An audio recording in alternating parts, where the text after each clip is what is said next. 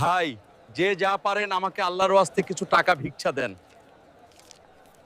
গ্রামের মসজিদের সামনে এক ভিখারি প্রতিদিন বসতো। কেউ টাকা দিত, আবার কেউ দিত না।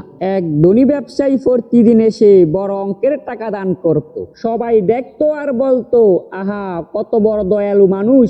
আর এক গরিব ছেলে এই দৃশ্য দূর থেকে দেখতো। সে কিছুই দিত না ভিখারিকে, শুধু চুপচাপ দাঁড়িয়ে থাকতো। একদিন পর ঝড় বৃষ্টি হলো এলাকায়, আর ওই ভিখারির ঘরটা বাতাসে ভেঙে ফেলছে। ভিখারি হুজুরকে এসে বলল, হুজুর আমার ঘর তো বাতাসে ভেঙে ফেলছে, আপনি কিছু একটা করেন। হুজুর পরের দিন ঘোষণা দিলেন, গতকালকে ঝড় বৃষ্টি হওয়ার কারণে ভিখারির ঘরটা ভেঙে গেছে, যে যা পারেন একটু দিয়ে সাহায্য করেন। এই কথা শোনার পর এলাকার মুসল্লিরা সবাই ব্যবসায়ীর দিকে তাকিয়ে রইলেন, কিন্তু ব্যবসায়ী বলে উঠল, আমি কিছুই দিতে পারবো না। তখন ইমাম সাহেব বলে উঠল, যে ব্যক্তি গোপনে দান করে আল্লাহ তার দান কবুল করেন। পরের দিন দেখা গেল ওই গরিব ছেলেটা হুজুরের কাছে গিয়ে বলল, হুজুর এই ঘর তৈরি করার সমস্ত টাকা আমি দিব, আল্লাহ কি আমার টাকা কবুল করবেন?